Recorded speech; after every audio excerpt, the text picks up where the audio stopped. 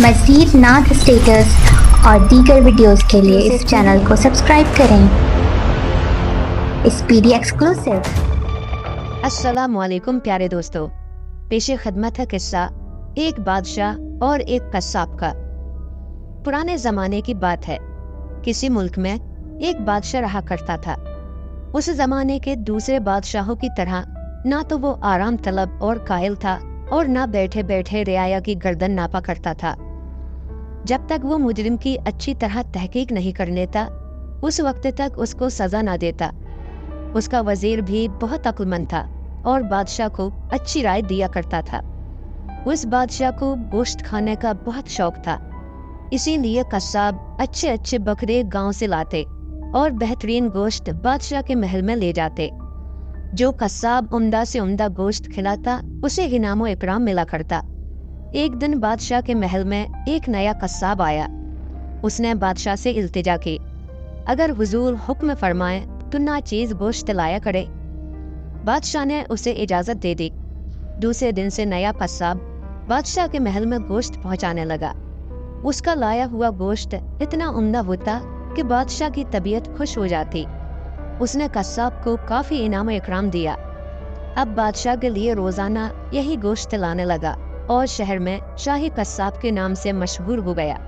लेकिन बादशाह के दिल में ये ख्याल रह रहकर पैदा होता, पहले इतने जमाने तक मैंने गोश्त खाए, मगर उनमें ना तो जायका होता था और ना उनके रेशे इतने नरम हुआ करते थे। ना जाने क्या बात है, वो किस जगह से इतने अच्छे बकरे लाता है। ये ख्यालात आए दिन उसके जहन में आते रहे। कुछ दिनों के बाद एक औरत रोती धोती फरियाद लेकर बादशाह के पास आई। आलिजा, कल से मेरा शौहर गायब है। कल घर से वो कहाँ गया था? बादशाह ने दरियाफ्त किया।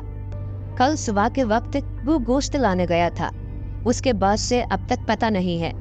मैंने भी कई कस्साबों के यहाँ दरियाफ्त किया, मगर कुछ मालूम ना हो सका। इतना कहकर वो ज़ारो कतार रोने लगी। रोना बंद करो, इत्मीनान रखो, बादशाह ने तसल्ली देते हुए कहा। मैं खुद तुम्हारे शौहर का पता लगाऊंगा। बादशाह ने एक परदेसी का रूप धारा, वजीर को कुछ मामलात समझाए और शहर की तरफ निकल गया। घूमता घामता बड़ी मुश्किलों से नए कस्साब की दुकान पर जा पहुंचा। उसकी दुकान का मामूल देखकर उसे बड़ी हैरत हुई। साहिबान में कई लोग कतार में खड़े थे। सबके हाथों में एक एक थैली थी, जिससे पता चलता था कि वो सब गोश्त खरीदने आए हैं। दरवाजे पर कड़ी कड़ी मूंछों वाला एक आदमी खड़ा था। जब अंदर से घंटी की आवाज आती तो वो एक गाहक जो कतार में आगे होता अंदर जाने देता, और जब दूसरी आती तो दूसरे गाहक को। दरियाफ्त करने पर पता चला कि गाहक की आसानी के ख्याल से ऐसा इंतजाम किया गया है ताकि एक वक्त में एक ही गाहक आसानी से अपनी पसंद का गोश्त खरीद सके और फिर दूसरी तरफ से बाहर निकल जाए। बादशाह भी कतार में खड़ा हो गया। थोड़ी देर में जब उसका नंबर आया तो वो भी अंदर चला गया। उसने देखा कि एक बड़ा सा रोशनदान है। एक तरफ कस्साब जो महल में गोश्त लाया करता था बैठा है। उसके पास थोड़े से गोश्त के टुकड़े रखे हैं, शायद सब बिक चुके थे। भाई, एक आध शेर गोश्त हो तो दे दो, बादशाह ने कहा। अच्छा ठहर, करख्त आवाज में कस्साब बोला, और उसने दालान के एक कोने में रखी हुई कुर्सी की तरफ इशारा करते हुए बैठने को कहा। बादशाह ने उसके हुक्म की तामील की और चुपचाप बैठ गया। दफातन कस्साब ने दीवार से लगी हुई जंजीर खींच डाली। जमीन फट गई और बादशाह माई कुर्सी के कड़ाप से महल के नीचे चला गया। नीचे आकर उसने देखा कि एक वसी हाल है। उसमें कई तनुमंद लोग बैठे हुए हैं। सबके चेहरे उदास हैं। ना उनमें से कोई किसी से बोलता है और ना अपनी जगह से हिलता है। जो जहाँ है वहीं पर है। बादशाह की समझ में कुछ भी नहीं आया। वो कुर्सी से उठकर एक आदमी के पास पहुंचा। भाई, उस आदमी को खिताब करके कहा, तुम लोग इतने खामोश क्यों हो? चेहरे पर उदासी क्यों है? और तय खाने के अंदर क्यों रखे गए हो? कुछ देर तक तो वो कुछ न बोला, लेकिन जब बादशाह ने बहुत इसरार किया तो उस आदमी की आंखों से आंसू बहने लगे और उसने कहना शुरू किया, भाई, ये कस्साब बड़ा जालिम है। ये हमारे बादशाह को आदमी का गोश्त खिलाता है। बादशाह को तो ये हकीकत मालूम नहीं, मगर उसे गोश्त बहुत पसंद आया है। रोजाना यही कस्साब उसके यहाँ गोश्त ले जाता है। जब सारे शहर में इस कस्साब की शोहरत हो गई तो लोग इसके यहाँ गोश्त लेने आने लगे। जिस किसी को कस्साब तनुमंद और सेहतमंद देखता है उसे तय खाने में डाल देता है। रोजाना एक आदमी को ज़िबा करके गोश्त बादशाह के महल में पहुंचा देता है। अफसोस इस मुल्क के बादशाह को इस अमर का जरा भी इल्म नहीं, वरना वो तो इस कस्साब की बूटी बूटी उड़ा देता। बादशाह उस आदमी की गुफ्तगू सुनकर सख्ते में पड़ गया। उसने कभी सोचा नहीं था कि कोई कस्साब उसको आदमी का गोश्त खिलाएगा। उसे इस बात का भी निहायत अफसोस हुआ कि उसकी हुकूमत में रोजाना एक बेगुनाह की जान जाती है। उसके बाद बादशाह उस कैद से निकलने की तरकीब सोचने लगा। दूसरे दिन कस्साब जब तय खाने में आया तो सबसे पहले उसकी नीयत बादशाह को ज़िबा करने की हुई, क्योंकि सारे कैदियों में बादशाह सबसे ज्यादा सेहतमंद दिखाई देता था। उसका बदन भरा भरा था। कस्साब ने ख्याल किया कि इस नए शिकार का गोश्त खाकर बादशाह और भी खुश होगा। जब कस्साब बादशाह को पकड़कर एक तारीक कोठरी में ज़िबा करने लाया तो बादशाह उसके कदमों पर गिर पड़ा और रोने लगा। ए भाई, मैं समझ रहा हूँ कि तुम मुझे किस लिए यहाँ लाए हो, मगर मेरी इल्तिजा है कि तुम अभी चंद दिन मुझे इस काम से बाज रखो। मैं एक काम जानता हूँ, दूसरे मुल्क से यहाँ के बादशाह को अपना हुनर दिखाने आया था, क्योंकि अपने मुल्क में इस बादशाह की मैंने बहुत तारीफ सुनी थी। अफसोस कि अभी महल तक रसाई न हो सकी, क्योंकि मुझे भी गोश्त खाने का बहुत शौक है। इसलिए मैंने शहर वालों से किसी कस्साब का पता पूछा। उन्होंने तुम्हारी दुकान का पता दिया और मैं यहाँ पहुँच गया। बहरहाल जब मैं इस शहर में आ गया हूँ तो बादशाह को अपना हुनर दिखाकर कुछ इनाम भी हासिल कर लूँ, ताकि दिल की हसरत पूरी हो जाए बस। और इनाम तो सारे का सारा मैं तुम्हें दे दूंगा। कस्साब राजी हो गया और कहने लगा, मैं तुम्हें कुछ दिन ज़िबा नहीं करूँगा। अच्छा बताओ, मैं तुम्हारे लिए क्या करूँ?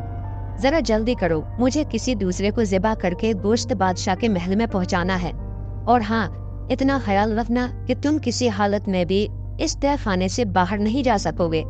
बहुत अच्छी बात है, बादशाह ने गुस्से को पीकर कहा। तुम सिर्फ इतना करो ए मेहरबान शख्स कि थोड़ा नया कपड़ा, सुई और कई रंग के रेशम मुझे ला दो। मैं उस कपड़े पर उम्दा उम्दा बेल बूटे बनाऊंगा। जब तुम बादशाह को ये ले जाकर दिखाओगे तो वो यकीनी खुश होगा और तुम्हें काफी इनाम इकराम देगा। वो इन सब चीजों का बहुत कदरदान है। कस्साब ने बादशाह को ये सब कुछ लाकर दे दिया। उसने जल्दी जल्दी उस कपड़े का रुमाल बनाकर उस पर खूबसूरत बेल बूटे काटे और शाम तक कस्साब को दे दिया। रुमाल पर इतना उम्दा फूल बना देखकर कस्साब भी तंग रह गया और दूसरे दिन सवेरे ही बादशाह के महल में पहुंच गया। क्योंकि बादशाह 2 दिनों से कहीं गया हुआ था, इसीलिए उसकी गैर मौजूदगी में वजीर काम कर रहा था। कस्साब वजीर के पास गया, रुमाल पेश किया और बोला, हुजूर, मेरी एक लड़की है, उसे बेल बूटे बनाने का बहुत शौक है। उसने ये रुमाल बादशाह सलामत को बतौर तोहफा दिया है। वजीर रुमाल देखकर बहुत खुश हुआ और उलट पलट कर उसे देखने लगा। न जाने क्यों उसका चेहरा दफतन सुर्ख हो गया और उसकी पेशानी पर बल पड़ गए, मगर जल्द ही उसने खुद को काबू में किया और मुस्कुराते हुए कस्साब से कहा, माशाअल्लाह, तुम्हारी लड़की तो खूब बनाती है, मगर अफसोस कि इस वक्त आलीजा मौजूद नहीं है, बस थोड़ी देर में आ जाएंगे।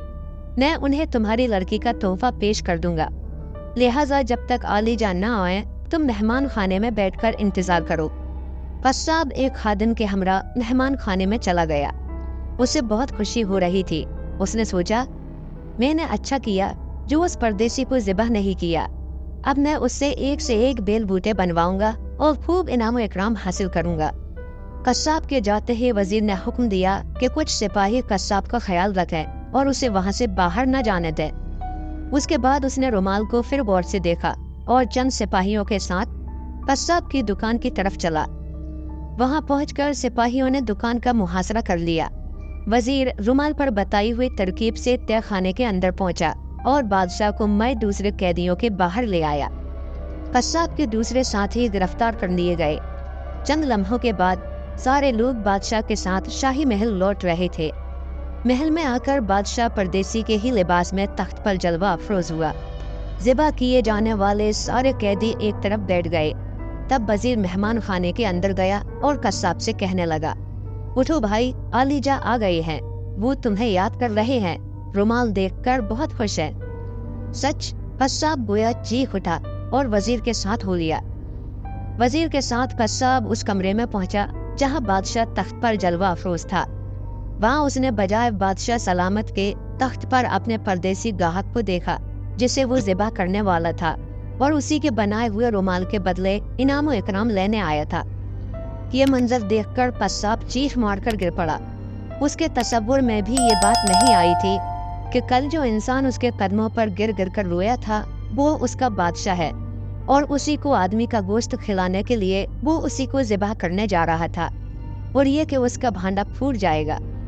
دوسرے دن بھرے بازار میں قصاب اور اس کے 2 ساتھیوں کو جو اس کاروبار میں شریک تھے مئی زنجیر کے لایا گیا اور ان کے پیچھے وحشی کتے چھوڑ دیے گئے جنہوں نے ان کی بوٹیاں اڑا دی، اور ہر ایک شہری کے دل سے بادشاہ کے لیے دعائیں نکل رہی تھی۔